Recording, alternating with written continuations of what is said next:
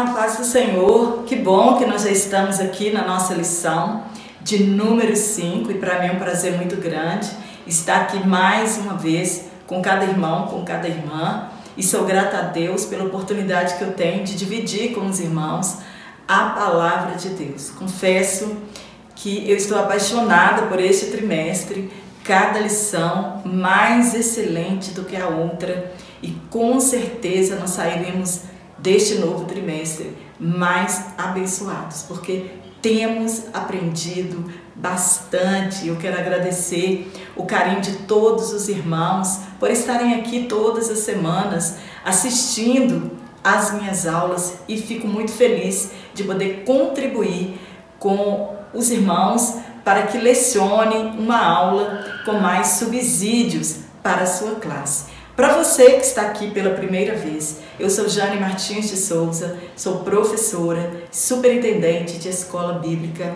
Dominical. E hoje na lição de número 5 nós vamos falar sobre a mordomia da igreja local. E os textos tomados por base da Bíblia Sagrada estão em Atos capítulo 9, versículo 31, 1 Coríntios capítulo 1, versículo 1 e o versículo 2 e também Hebreus capítulo 10, versículo 24 e o 25. Fica comigo até o final desta aula e com certeza nós iremos aprender bastante. Nós não trazemos nada novo que não seja a palavra de Deus, que é viva e que é eficaz. E se você ainda não curtiu as minhas aulas, curta para que as minhas aulas sejam sugeridas para outras pessoas. Compartilhe em suas redes sociais e se inscreva no meu canal para que ele possa atingir um número maior de pessoas beneficiadas com a palavra de Deus. Fazem parte da igreja? Quem são as pessoas que fazem parte da igreja? Fazem parte da igreja aquelas pessoas que foram convocadas, aquelas pessoas que foram chamadas para fora, para as pessoas que responderam ao chamado do Evangelho. Está em 2 Tessalonicenses, capítulo 2, versículo 14. Quem faz parte desta igreja local? Aqueles que deixaram este mundo de trevas para estarem na luz de Cristo. Colossenses, capítulo 1, versículo 13. Como é esse chamado? Ele é coletivo? Não. Esse chamado para fazer parte desta igreja, ele é individual. Porém, nós nos unimos em uma igreja local. Nós somos chamados para fazer parte desta família de Deus. E dentro deste núcleo espiritual, familiar, nós temos responsabilidades. Às vezes as pessoas acham que fazem parte da igreja e que ele não tem nada a ver com o que está acontecendo e que ele não é constrangido pela palavra de Deus a trabalhar na obra de Deus ou a servir na igreja local. Nós devemos observar que nós não estamos falando da igreja invisível, nós que é um corpo, que é o corpo de Cristo. Nós estamos tratando nesta lição da igreja local. A igreja invisível, ela é o corpo de Cristo e ela foi instituída por ele. Está em Mateus capítulo 16 e no versículo 18. Esta igreja invisível, ela não é organizacional. Porém, a igreja local, ela é organizada para o propósito da ação coletiva, com o mesmo objetivo, trabalhando para o bem comum de todos e tendo um único Senhor, Jesus Cristo. E onde todos nós que congregamos nesta igreja local temos um trabalho a fazer. Nós temos mandamentos e ordenanças a cumprir que foram deixadas para a igreja que nós encontramos dentro da palavra de Deus. O nosso trabalho na igreja local, ele é individual e coletivo. E o objetivo deste trabalho deve ser apenas o de glorificar a Deus. Este é o nosso objetivo, é o objetivo do trabalho coletivo e individual da igreja, que apenas o nome de Deus seja glorificado. Muitos não se importam com que a palavra de Deus, ela diz respeito, né? O que ela diz a respeito da igreja local. Este nome igreja local nós não encontramos dentro da Bíblia Sagrada, assim como nós também não encontramos Trindade e vários outros nomes que nós estudamos durante esse trimestre e nós não encontramos dentro da Bíblia Sagrada. Nós sabemos que existem, né, denominações que que é chamada de igreja local e que ela é até escrita, né, o nome com letras maiúsculas, mas nós estamos falando da igreja mesmo local, que nós servimos a Deus. Mas a nossa união, os nossos encontros, eles são declarados na Bíblia Sagrada. Engana-se quem acredita que nós não precisamos congregar, nos reunir para adorarmos e trabalharmos na obra do Senhor. Em Atos dos Apóstolos, nós encontramos reuniões, né, dos membros, dos cristãos daquela época, em todos os lugares que nós lemos na Escritura Sagrada. E nas cartas paulinas, há menção de líderes de igreja e de membros da igreja. Está em 1 Timóteo capítulo 3, versículo 1 a 3, Tito no capítulo 1, do versículo 5 ao 9, Hebreus capítulo 13 e o versículo 17, Atos capítulo 6, versículo 1 a 6 e também Atos capítulo 2, versículo 37 ao 47. São passagens que fazem menção, citações a respeito de uma congregação e de membros e líderes desta congregação. E temos muitos outros textos correlacionados que falam a mesma coisa. Infelizmente, muitos não valorizam a sua congregação e diz não precisar dela. O nosso texto áureo está em 1 Timóteo, capítulo 3, versículo 14 e o versículo 15. Aqui nós lemos quando o apóstolo Paulo escreveu ao jovem Timóteo para alertá-lo de como convém andar na casa de Deus.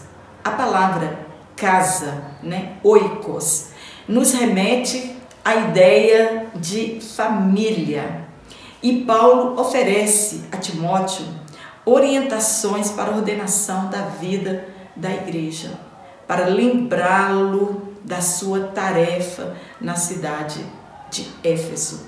Paulo está dizendo: a congregação precisa saber se comportar, pois nós somos povo de Deus.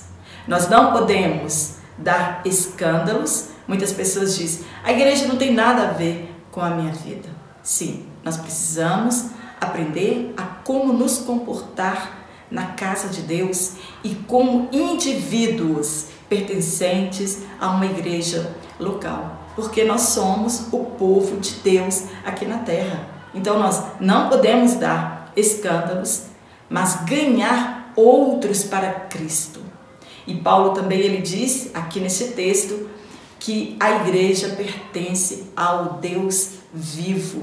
Por que Paulo fez esta menção de Deus vivo? Em Éfeso, eles reverenciavam a deuses pagãos mortos, em contraste com o Deus vivo, a qual nós servimos, a qual eles estavam servindo naquela época. Eles deixaram de cultuar a deuses mortos para servir agora a um Deus vivo. Em Éfeso tinha um templo consagrado à deusa Diana, ou Diana, como muitos preferem dizer.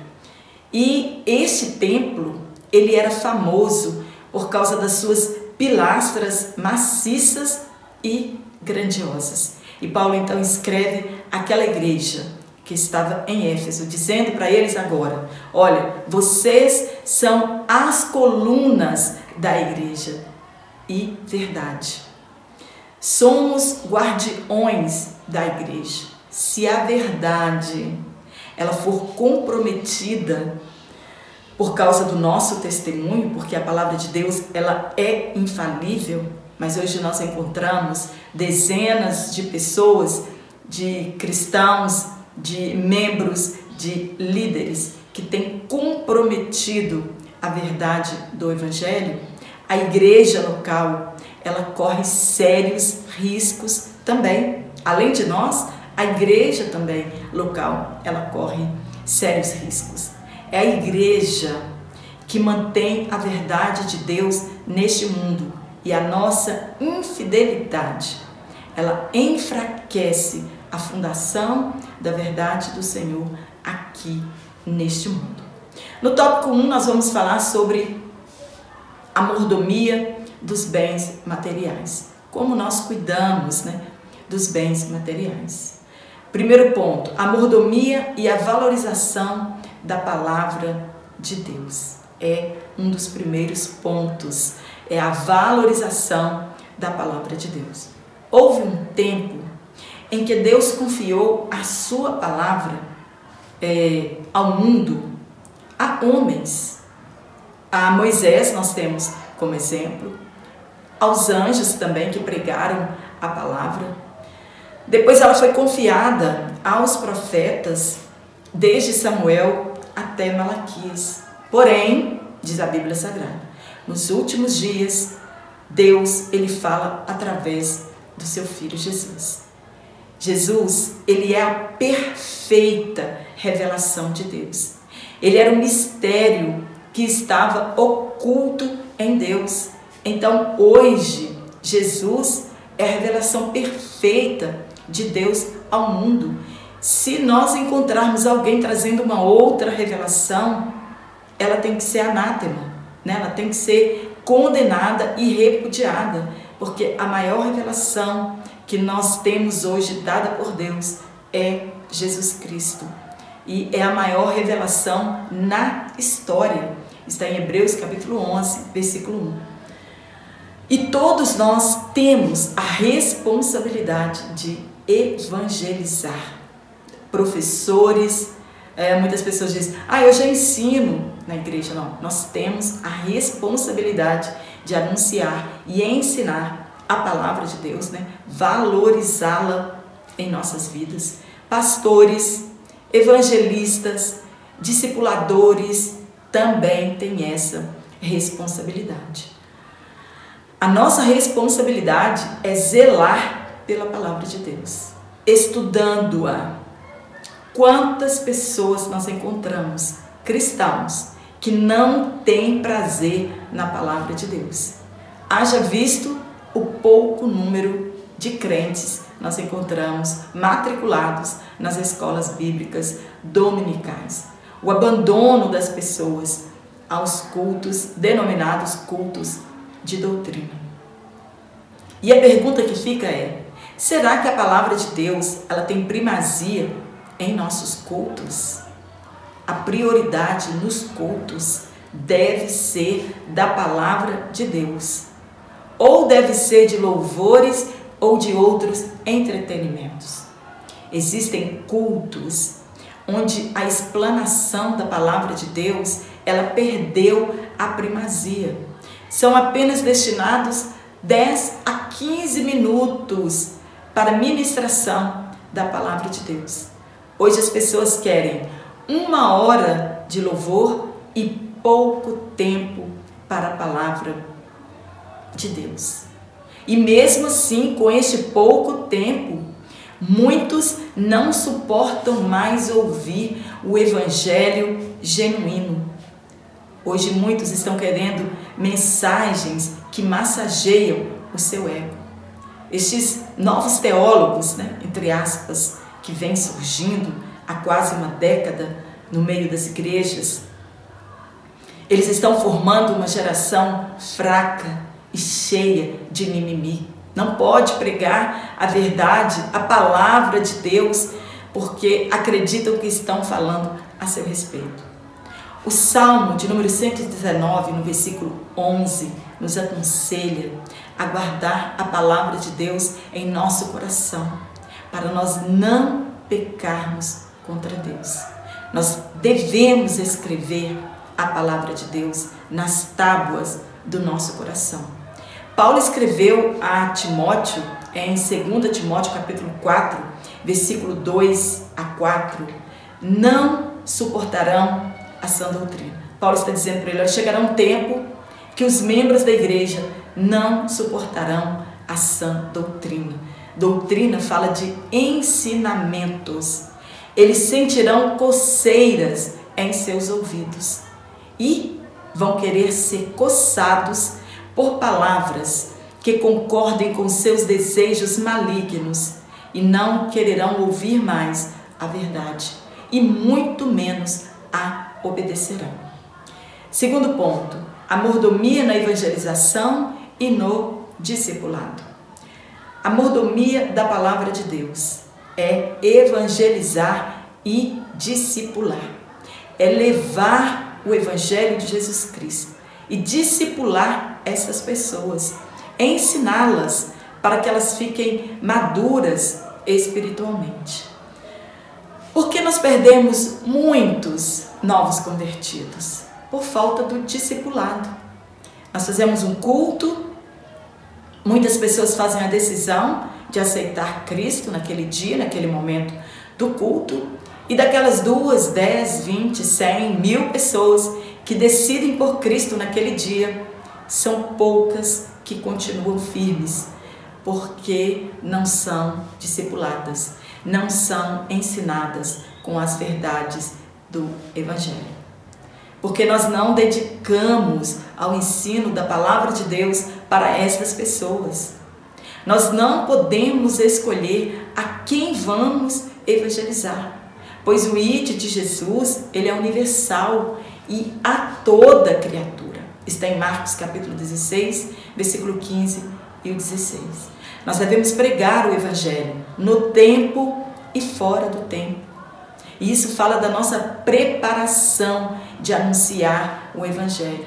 Nós devemos estar prontos a qualquer momento para pregar a palavra, porque somente a palavra de Deus penetra nos corações e é capaz de transformar a vida de alguém. Está em 2 Timóteo capítulo 4, versículo 2 e Hebreus capítulo 4, no versículo 12.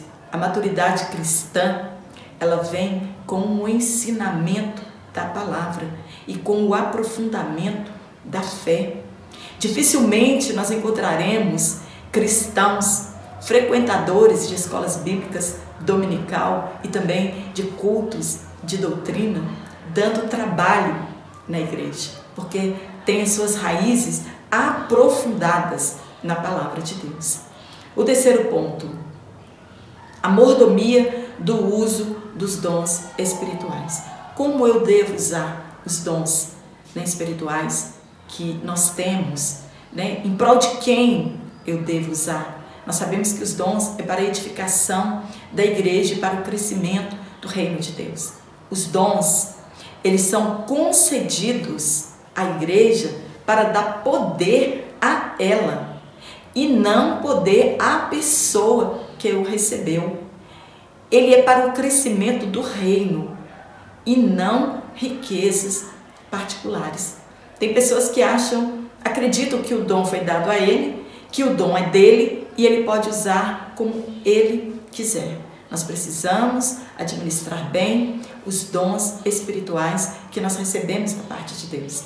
Eles devem ser para o crescimento da igreja local e contribuindo para o crescimento da igreja invisível. Eles confirmam, os dons, eles confirmam a pregação da palavra de Deus, a fim de glorificar a Cristo. São para a confirmação da palavra. E o Espírito Santo, ele coopera conosco para o crescimento do reino. Há na Bíblia orientações para a utilização de forma correta dos dons. Se tem pessoas usando de forma incorreta é porque não tem valorizado a palavra de Deus e não tem buscado orientação na palavra de Deus. Nela nós encontramos orientações para o uso correto dos dons. O que deve orientar a nossa vida é a palavra de Deus e não experiências emocionais de outras pessoas. Está em 1 Coríntios capítulo 14, versículo 40. Hoje nós encontramos aberrações nas igrejas locais neopentecostais. Unção da vassoura, do machado, piscina ungida. Paulo, ele falou acerca das línguas estranhas, como nós devemos proceder com este dom. Do falar alto, línguas estranhas, sem que haja algum intérprete, no louvor, nós podemos sim falar, mas para edificação nossa, não é da igreja. Paulo falou acerca de todos profetizando ao mesmo tempo. Pregadores hoje, eles falam línguas estranhas no microfone, sem que haja intérprete disso, Ele somente está sendo edificado. E nós aprendemos tanto na Bíblia Sagrada, como em cursos de teologia, que nós não podemos agir desta forma. Pregadores hoje que correm dentro da igreja de um lado para o outro, marcham, rodopiam, sapateiam, fazem aviãozinhos, tantas outras coisas. A Bíblia diz que isto é meninice, imaturidade, revelando carnalidade e infantilidade. Paulo, ele não pôde falar aos coríntios como a espirituais, mas como a carnais. Está em 1 Coríntios, capítulo 3 e versículo 1. No tópico 2, nós vamos falar sobre a mordomia da ação social. O que é ação social? A ação social, ela envolve ações e reações dentro da sociedade. Nós vamos falar da ação social da igreja local. Nós não vamos falar de políticas públicas e de Estado, que é dever e obrigação dos poderes de cuidarem do povo, trazendo benefícios ao indivíduo.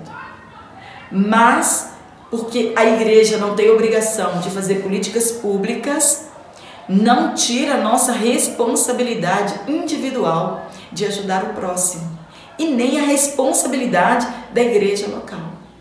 Jesus dirá aos justos no julgamento final: tive fome, sede, eu era estrangeiro, estive nu, estive doente, e você me deu água, me alimentou, me vestiu, me visitou e me hospedastes. E os justos então responderão a Cristo naquele dia: quando te vimos deste jeito e nós fizemos estas coisas? Jesus vai responder: quando fizeram a um destes meus pequeninos, a mim fizestes. Está em Mateus capítulo 25, versículo 35 ao 45. Nós encontramos na Bíblia Sagrada o fundamento para a obra de assistência social. É nosso dever individual e coletivo socorrer os necessitados. Deus disse e Jesus ratificou no Novo Testamento: sempre haverá pobres no meio de vós. Está em Deuteronômio capítulo 15, versículo 11 e João capítulo 12, no versículo 8. É nosso dever ajudar. Ah, mas eu ganho pouco. Você vai ajudar dentro das suas possibilidades. O que eu não posso é deixar de socorrer. Israel sofreu demais por desobedecer este mandamento, de atentar para os pobres, de atentar para as viúvas, para os escravos e para o descanso da terra. Eram as leis de responsabilidades sociais. Está em Êxodo capítulo 22, versículo 22. Tinha um ano do jubileu, que está em Levítico capítulo 25, do versículo 8 ao 54, que eram 7 semanas de anos, 7 vezes 7 anos, que era um total de 49 anos. Jubileu significa trombeta também. e no 50º ano decretavam libertação aos pobres, as propriedades voltavam para os seus donos originais e a terra ia descansar durante aquele ano. Porém, Israel não ouviu e nem temeram a voz do Senhor. E por isso foram levados cativos por todos os anos que desobedeceram a palavra de Deus. Foram 70 anos de exílio na Babilônia. Está em 2 Crônicas, capítulo 36, versículo 21 e 22. Foram o total de anos sabáticos ocorridos em 490 anos. Deus, Ele aborrece aos que desobedecem os seus mandamentos. Também tinha a lei de respiga, ou chamada de rabisco, onde os ricos, eles não podiam passar por 2 vezes na colheita. Eles não podiam colher até nas extremidades da lavoura e não podiam recolher o que caía naturalmente dos pés de fruta, né? Aqui é citado as uvas. Tudo isso ficava para os pobres, para os órfãos, para as viúvas e para os estrangeiros. Está em Levítico capítulo 19, versículo 9 e Ruth no capítulo 2. Jesus deu exemplo para nós de compaixão e de misericórdia pelo próximo. O exemplo de socorrer o aflito em suas necessidades. Nós encontramos isso também na parábola do bom samaritano. Não podemos prover apenas alimento espiritual para as pessoas, despedir as pessoas de mãos vazias. Além do alimento espiritual, nós também temos que prover para as pessoas o alimento, o pão para o seu corpo físico, roupas, né, agasalhos. Nós podemos fazer campanha de alimento, campanha de agasalhos para socorrer as pessoas necessitadas. No livro dos Atos dos Apóstolos, os apóstolos, eles faziam tudo, cuidavam dos necessitados, dos órfãos, das viúvas e tinham cuidado com a palavra de Deus. Só que isso estava ficando pesado demais para eles. Então eles decidiram escolher pessoas que cuidassem destas pessoas com mais carinho, mais de perto, mas não podiam ser quaisquer pessoas. Tinham de ser cheias do Espírito Santo, homens preparados para esta função, pois lidar com a necessidade das pessoas tem de ser pessoas cheias de amor e misericórdia e disposição para fazer. E assim, eles tinham tudo em comum. Esta deve ser a característica interior da igreja local.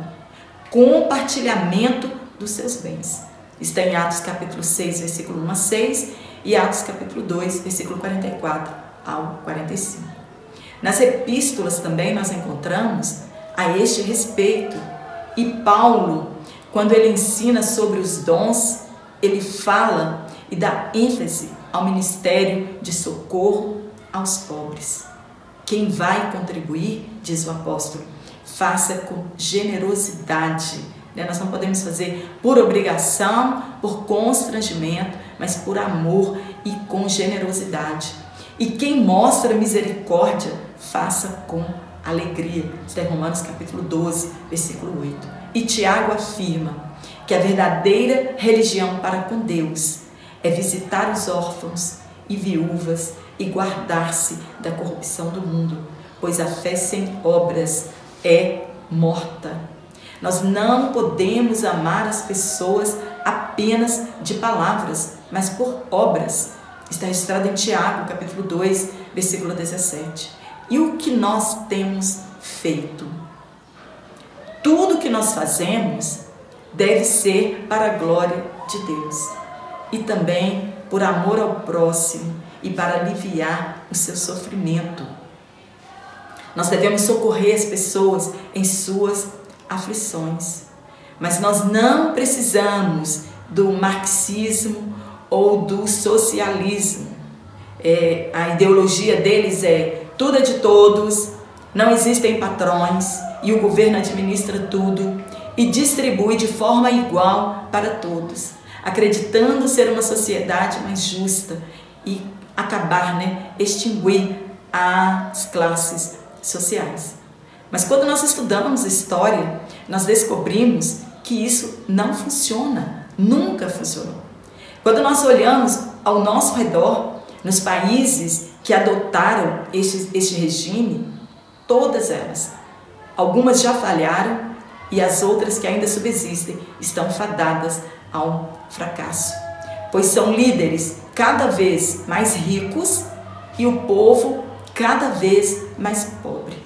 E através deste sistema, eles perpetuam no poder. Aconteceu aqui no nosso país, 20 anos no poder. E em outros países, eles estão lá há quase um século. Karl Marx foi um grande pensador da época e ele influenciou a sociedade com suas ideologias.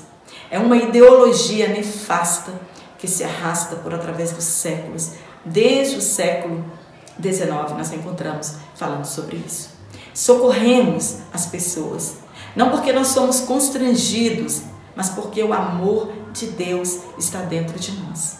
E porque amamos a Deus com toda a nossa força, nossa alma, entendimento e o nosso coração. E também devemos amar ao próximo como a nós mesmos. Esses são os maiores mandamentos. Infelizmente, nós não estamos prontos e nem sabemos como fazer, como receber determinados grupos de novos convertidos. Devemos nos preparar para isto. O grupo de prostitutas, moradores de ruas, drogados, famintos, deficientes, deprimidos. Nós não temos pessoas dispostas para isso. Lidar com a tristeza e trauma das pessoas que falam a língua dos sinais. Nós não temos profissionais para lidar com essas pessoas, e os profissionais que nós temos, eles não querem investir na obra de Deus sem nenhum retorno. E precisamos de pessoas principalmente cheias de amor e de misericórdia. Mas tudo isso é dentro das nossas possibilidades. Nada além disso. Está em Eclesiastes capítulo 9, versículo 10. A nossa fé, ela deve estar acompanhada das obras. Nós não podemos comparecer diante de Deus de mãos vazias. Terceiro e último tópico, nós vamos falar sobre a mordomia dos crentes na igreja local, e é uma reflexão para nós esta lição. Primeiro ponto, em primeiro lugar, é preciso congregar. Se você não congregar, você não vai saber as necessidades da igreja local, como você pode ajudar como indivíduo ou coletivamente. É impensável um cristianismo solitário. É essencial que nos reunamos, que sejamos consolados uns aos outros e na mesma esperança, na mesma fé. Muitos têm negligenciado isso, querem cultuar a Deus em casa por intermédio de programas televisivos ou então de rádio. Eles acham que é a mesma coisa de congregar. Não, é impensável um cristianismo solitário. Nós encontramos muitas pessoas, se a gente for no YouTube, a gente vai ver muitas pessoas dando testemunho que agora encontrou a verdade, conheceu a verdade, e foram pessoas que foram grandes cooperadores na casa de Deus, na igreja local, serviam a igreja local e agora descobriram que não precisam congregar mais, porque ele é igreja, então ele não precisa congregar. Esses são chamados de desigrejados. Nós não vamos ter tempo muito de falar a esse respeito. Quem são esses desigrejados? São pessoas decepcionadas com a igreja e decidem servir apenas a Cristo. Nós não somos perfeitos, somos cheios de falhas, né? Sempre nos decepcionaremos uma vez ou outra com alguém, mas isso não pode nos impedir de congregar e de estar na casa de Deus. E chamar de desigrejado, isso é antigo. Algumas pessoas pensam, isso começou há pouco tempo. Não, isso é antigo. Em Corinto havia o grupo dos desigrejados. Uns diziam, eu sou de Cefas, Pedro, eu sou de Paulo, eu sou de Apolo, e ainda tinha um grupo pior, eu sou de Cristo. Está em 1 Coríntios, capítulo 1, versículo 12. A igreja, ela não salva ninguém, isso todos nós sabemos. Mas eu preciso da igreja local para alcançar os meios da graça. A Bíblia nos ensina que nós não podemos deixar a nossa congregação como é costumes de muitos. Está em Hebreus capítulo 10, versículo 25.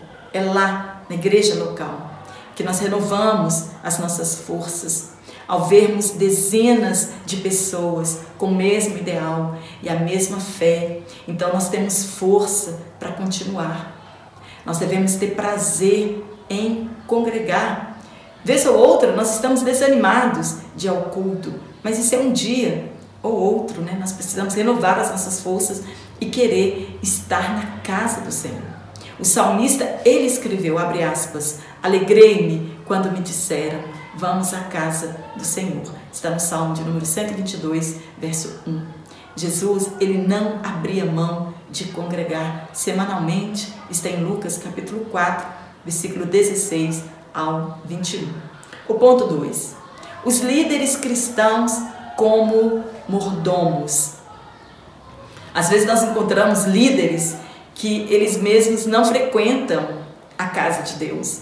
Vão, vez ou outra, aos cultos, né? Estão aí perdidos, pregando em todas as congregações, nas regiões, e eles mesmos não congregam. Nós encontramos por diversas vezes líderes que não frequentam as escolas bíblicas dominicais porque eles acham que eles não precisam e que não prestarão conta disso. E nós precisamos sim congregar. Não apenas os membros têm responsabilidades. Os pastores das igrejas locais, eles também têm muitas responsabilidades diante de Deus como mordomos cristãos pelas almas que lhe foram confiadas. Jesus é o nosso maior exemplo. Ele serviu a todos até os últimos momentos da sua vida. Na última ceia de Páscoa que ele participou, antes de ser preso, Jesus lavou os pés dos discípulos para dar exemplo que no reino ninguém é maior do que o outro. E o maior, sim, ele pode servir ao menor. É a arma contra o orgulho, contra a altivez. Infelizmente, muitos líderes se comportam como se eles fossem maiores que os humildes servos do Senhor. Nós devemos fazer parte da irmandade, da bacia e da toalha. É muito prazer para nós. E graça e honra nós servirmos na casa do Senhor. Não importa o papel que nós estamos desempenhando, né? Nós devemos considerar os outros maiores do que nós. Servir não é humilhante, é honroso servir no reino de Deus. É estar disposto a realizar serviços mais humildes uns pelos outros. Isso está em João capítulo 13, versículo 12 e no versículo 15. No ponto 3, a mordomia dos membros e congregados. A pergunta é, eu estou sendo útil no reino do Senhor? Eu estou exercendo a mordomia conforme a minha capacidade? Às vezes nós encontramos pessoas que querem fazer o que não foi chamado e desistem no meio do caminho, porque não foram chamados. Não preciso fazer nada além do que posso, mas segundo a minha capacidade, as minhas possibilidades, atentando para a minha vocação. Eu não preciso estar sobrecarregado, mas eu preciso estar fazendo ao que fui chamado para fazer, que é evangelizar, visitar os doentes, os novos convertidos, os desviados, os afastados, liderando departamentos, ensinando, louvando, testemunhando e nos dispondo àquilo que a igreja local precisar de mim que eu faça. Nós precisamos trabalhar enquanto é dia. Está em João capítulo 9, versículo 4. Quantas pessoas na juventude, enquanto estão robustas, cheias de saúde, não querem fazer nada no reino de Deus. Não tem tempo, não encontram tempo, não encontram oportunidade, não descobriu a sua vocação e são inúteis servos no reino de Deus. Mas quando vêm os dias maus, porque eles chegam em nossas vidas, quando vem a velhice, aí elas querem de Deus restauração, fazem voto com Deus, que se Deus restaurar a sua saúde, as suas forças, eles agora irão trabalhar no reino de Deus.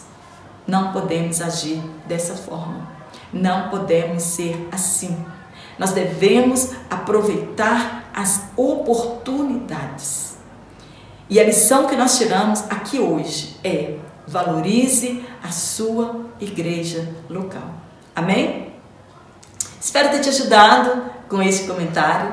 Se você gostou desta aula, dá um curtir aí na minha aula. Se inscreva no meu canal. Compartilhe em suas redes sociais. Ative o sininho da notificação, porque todas as vezes que eu publicar minha aula, ela vai chegar para você em primeira mão. E hoje eu quero mandar um abraço para o nosso irmão presbítero José de Lima, de Paranaguá, do Paraná. Maria Aparecida, da Assembleia de Deus Ministério Austin, de Ubá, Minas Gerais. Também para Solange Maria, da Assembleia de Deus Belém, em São Carlos, São Paulo. Também para Rosângela Souza, da Igreja Batista Moriá, em Maceió. Um abraço também para Márcia Salles, da Assembleia de Deus de Padre Viegas, Mariana, Minas Gerais, aqui pertinho do nosso estado. Ângela Madalena, de Araguari, Minas Gerais. Ângela, um abraço, está sempre aqui no meu canal. O irmão Paulo Roberto, do Rio de Janeiro, também está sempre aqui. Leide Jane Santos, de Olinda, de Pernambuco. Rosângela Alves, de Maceió, Alagoas. Rosiane Santos, em Cabo de Santo Agostinho, Pernambuco. Maciel, de Santa Maria, no Distrito Federal. Rosiane Brito, de Chã Grande, de Pernambuco também. Vai um abraço para a nossa irmã Rosa, em Campestre, interior de Maceió, Pernambuco. Edna Zeferino, de Petrópolis, no Rio de Janeiro. Também para Gabriel Lucas, de Ji-Paraná, de Rondônia. Para Luciana Borges, de Lago Açu, do Maranhão. Luciano Cristóvão, de Nova Friburgo, Rio de Janeiro. Rosilda, em Queimados, Rio de Janeiro. Um abraço para nossa irmã Luzia Pinheiro, em Natal, Rio Grande do Norte. Está aqui o abraço. Também para a irmã Conceição, em Belo Dias, em Cachoeiro, do Itapemirim. Está aqui o abraço. Nossa irmã Elizabeth Félix, da Assembleia de Deus do Planalto Central, em Brasília, Distrito Federal. Para o evangelista irmão Vaquini Alves, da Barra de Bugres, no Mato Grosso. Também a nossa irmã Lúcia, na Assembleia de Deus, em Brasília, Novo Gama, Goiânia. Vilma Marques, da Assembleia de Deus, em Una, na Bahia. Marilene Rebelo, de Vitória, no Espírito Santo. Nosso irmão Cícero Alves, da Assembleia de Deus, em Picuí, na Paraíba. Nailda Abenísio, da Assembleia de Deus, em União Bandeirantes, Distrito de Porto Velho. Também um abraço para a nossa irmã Sandra Sena, de Buris de Abrantes, no Camaçari, na Bahia. Também para a nossa irmã Aparecida, em Joaquim Gomes, em Alagoas. Nosso irmão Leonardo Silva, da Assembleia de Deus, em Uberaba, Minas Gerais, um abraço. Também nossa irmã Lloyd de Castro, em Luiz Eduardo Magalhães, Bahia. Cristina Miguel, em Recife, Pernambuco. O irmão Ari, da Assembleia de Deus, Ministério Belém, em Vilhena, Rondônia. Para nossa Rose Calixto, aqui de Curvelo, está sempre no meu canal. Rose, um abraço para você.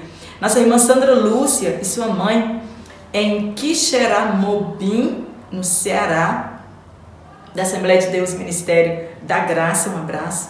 Nosso irmão presbítero Edson Almeida, de Ibatiba, no Espírito Santo. Nosso irmão Miguel Lourenço, de Vila Miriam, São Paulo, está sempre aqui, um abraço. Também o nosso irmão Ari, na Assembleia de Deus, Ministério Belém, de Vilhena, em Rondônia. Também para Cristina Miguel, em Recife, Pernambuco. Fica aqui o meu abraço a todos os irmãos e eu te espero aqui na nossa próxima aula, se Deus assim nos permitir.